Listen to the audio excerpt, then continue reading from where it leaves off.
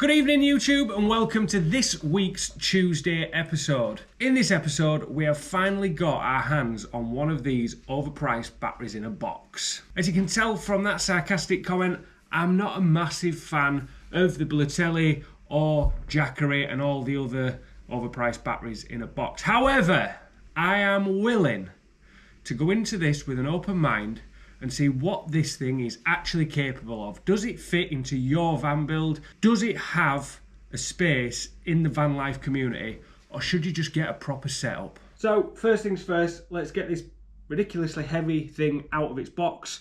If my back will cope, because it was heavy enough getting it on the bench.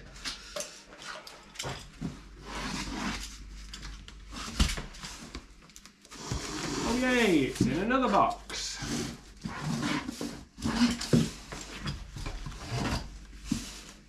Okay, letter, that is,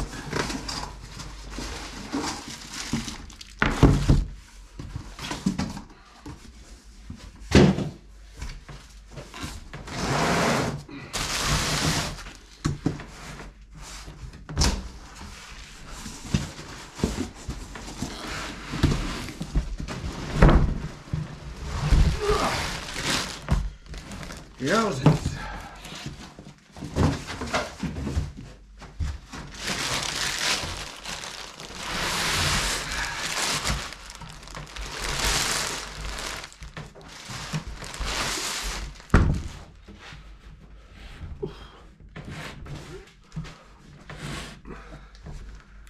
So, first things first, if you bought one of these because Bluetti, I've told you that it is super green and super carbon neutral and super good for the planet. Let's take a look at the instructions. You can obviously charge it from your house, which is electricity made by fossil fuels.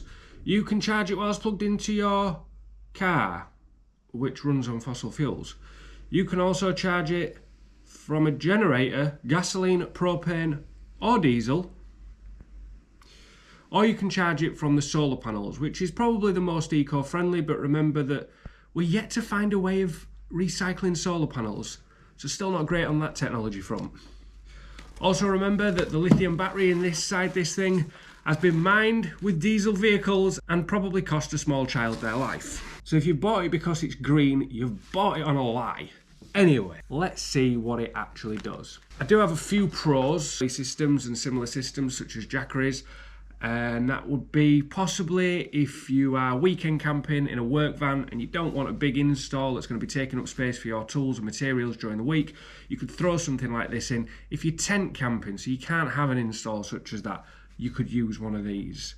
If you've got a camper van and everything's built in, I really don't see how this fits into your camper van. I just don't. The price of it, you could buy a Victron kit and have a really decent tailor-made system that would work far better. The only advantage is its lithium batteries, but like I said, don't really like them because it's bad enough that my iPhone probably killed a small child. So let's take a look at the front panel. So we've got a nice power button. In the front here we've got what you would call a fag lighter socket, just a 12 volt socket. And then 4 240 volt sockets. I'd like to see how well it runs 4 240 volt appliances. And then we've got USB sockets, and we've also got standard USB sockets with different power outputs. Also on the top we have 2 wireless charging points and carry handles. By God, you're going to need them. Also it comes with a range of accessories for charging. Like I said, we can plug it into your house, we can plug it into the solar panels, or we can plug it into your car. As it stands at the minute, we're going to wake up, we've got 64% battery in there straight out of the box. So, we're going to use the house cable, plug it in, get it charged up fully, and put it through its paces. You know what, I'm starting to get swayed by this already. I've got it sat on charge over there. I thought I'd have a quick flick through the little user manual that you get with it. It says we can power a refrigerator for 17 to 19 hours, which that is the purpose of this particular box. Not for me, but for a customer. and 17 to 19 hours I'm quite impressed with.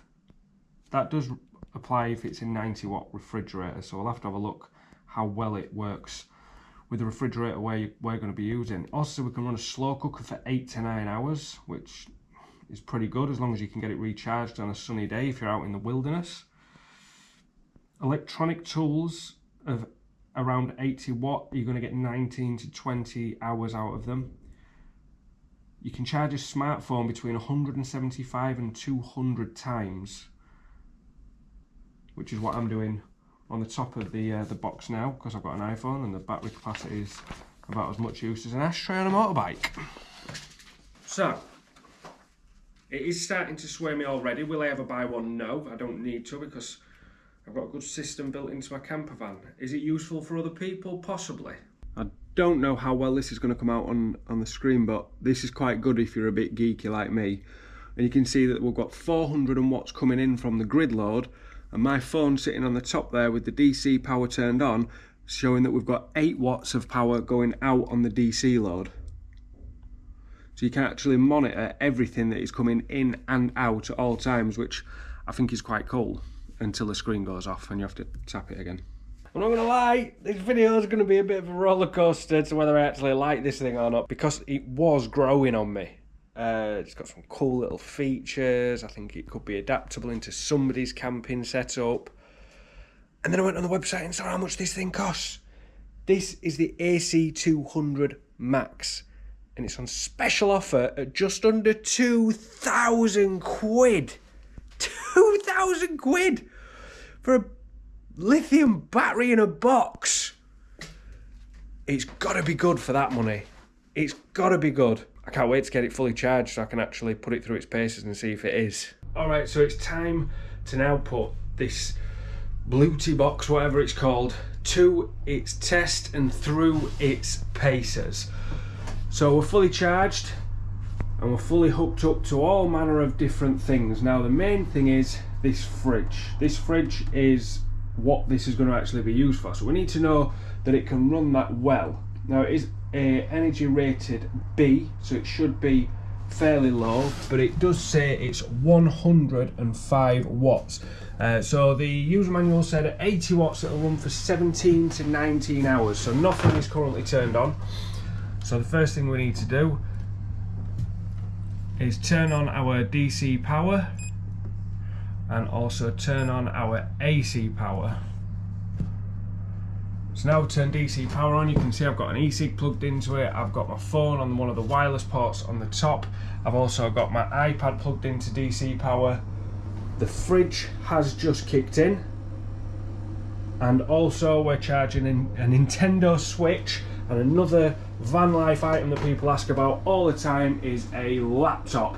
As you can see, the laptop is watching a really good YouTube channel, the same one you're watching actually, as is the iPad.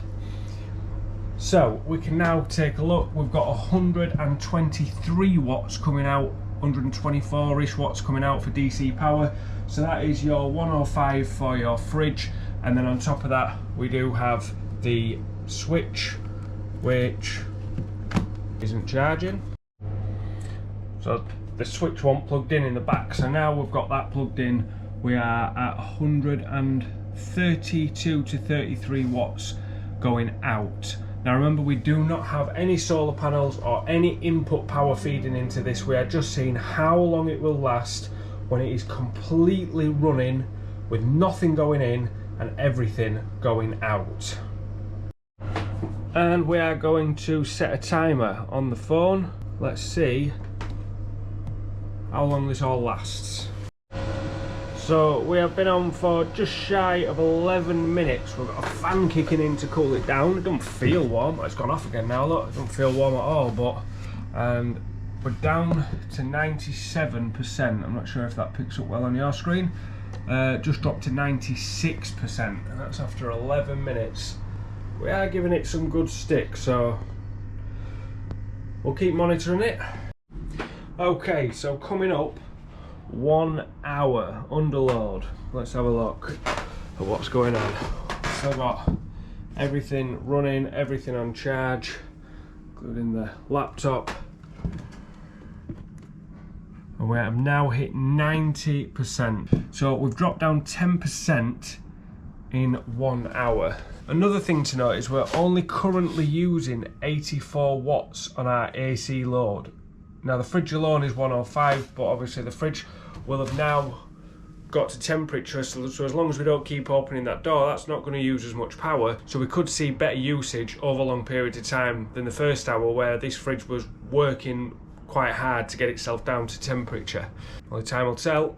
1 hour in, 10% gone. Well, it's now 10 o'clock at night. We've been running for 8.5 hours with everything plugged in.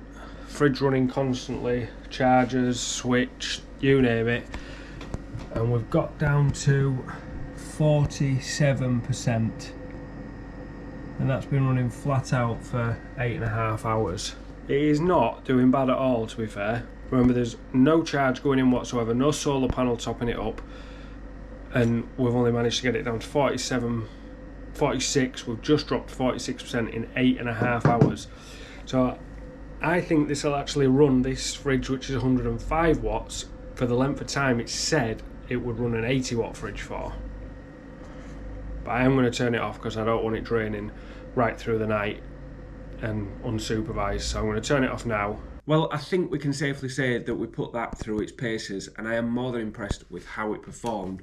But then it should, with its price tag coming in just under 2,000 quid, not including the solar panels. It's a lot of money for a battery in a box, but it did perform well and performed better than what it tells you it's going to perform in the handbook. As I say, in here it says it will run a refrigerator of 90 watts, I did say 80 watts earlier in the video, for around 17 to 19 hours. We was running a 105 watt refrigerator, plus a laptop charger, plus a Nintendo Switch, plus charging an iPad, plus charging my phone, and we were set to reach that target. One thing it doesn't explain in the handbook is what the percentage actually means. Is that a percentage that you can safely use all of or not? And it doesn't explain that, and I have tried searching the internet and it doesn't give you any indication on there. Can we run it to 0% safely? And nobody seems to have that answer, unfortunately. A few of the technical specifications.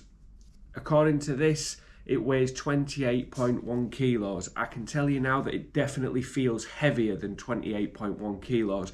I'm not sure if that's the cumbersome size of it, where the handles are, but it is really heavy to be lugging about. The dimensions, it is 420 millimeters wide by 280 millimeters deep and 386.5 millimeters tall. For what it is fairly compact, but like I said, it is quite bulky and heavy. This is, I believe, the biggest power station that Bluetti do. I say it's the AC200 MAX. I struggle to see a use for this particular power station because it's got a whole heap of power, but I don't feel like if you was going to be wanting that much power in a camper van, you would just buy a standalone system and have a lot more flexibility about where you have your sockets and everything. And if you was going to be camping in a tent, you don't really need all that power. So in short, and I'm going to round this up, yes, I am impressed with how it performed. It did a really good job. It far exceeded what I was expecting it to do. But would I ever fit one in my camper van? No, definitely not. I don't see the point. For the price tag, for what you're paying for it, you could get yourself a really good standalone system that was tailor-made for your exact needs. If I was tent camping, would I maybe think about getting a Bluetti or a Jackery or one of the other multitude of battery power bank station jobby thingies that are on the market now? Possibly, but definitely not one this big. It's heavy, it's cumbersome. I struggle, honestly, to see an application where this particular one is viable, really. And that wraps up another Tuesday evening episode of Campervan Goodness. Hopefully you've enjoyed that video. If you have, you should know what to do by now. Give me a thumbs up. Drop me a comment in the comment section with any questions that you might have had about that. Would you consider getting yourself one? Would you rather have a standalone system? I'd love to hear from you in the comment section. If you haven't already, subscribe to the channel for new videos every Tuesday evening at 8 PM sharp. And in the meantime, don't forget, if in doubt, get the Sikaflex out and we'll see you next Tuesday.